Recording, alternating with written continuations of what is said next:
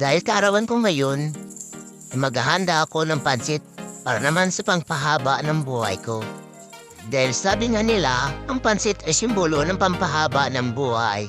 Diba mga par? Kaya sa mga birthday, hindi nawawala yung pansit. Ito yung pangsahog natin. Repolyo, sunod Baguio beans, sariling ilang natin to.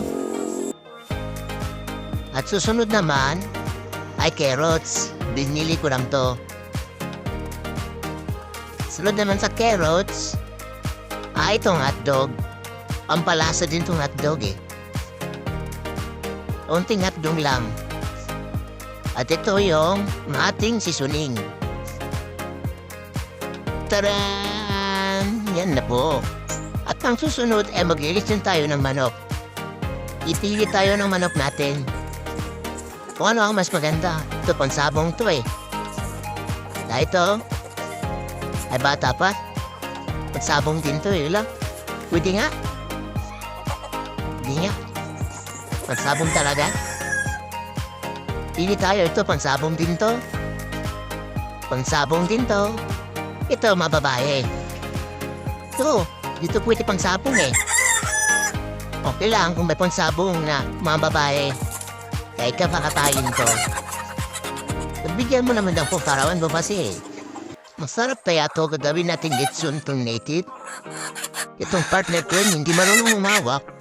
Kamay mo kaya putulin ko. Hindi, joke lang. Tukunan natin ng balahibo yung manok. Betso na agad natin. Dinisan natin itong kilikili na to. Ito rin yung stick, linisan natin pang tuog sa manok. Ito yung manok natin. Linisan natin na maayos. Pupulan na rin natin ang paa at saka ulo. At linisan. Saka pupulan na rin natin ang lamang loob. Para dito na rin natin ilalagay ang pampalasa sa manok natin. At ito, nagawa na rin tayo ng giyawa natin. Nang maluto na agad natin to. Couple trip lang yung gagawin namin. Kaya partner ko lang yung kasama ko. Ito naman ako. Naikot-ikot lang yung manok. Ito yung partner ko, nagagawa ng patalastas. Dahil siya naman ang papalit sa akin. O abo, tapos na agad luto na oh. Wow! Tara na agad.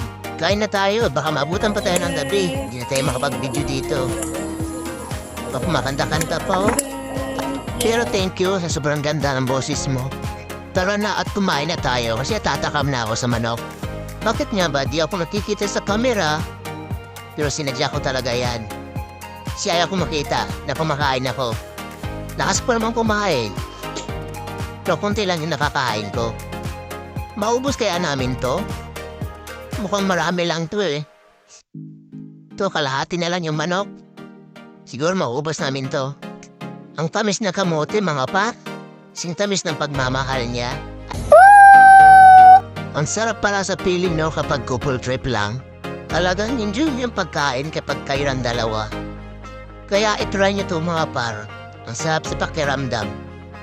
Tsaka makikita nyo kung gaano kalakas kumain yung partner nyo. Mas malakas pa kumain sa akin. Tignan nyo.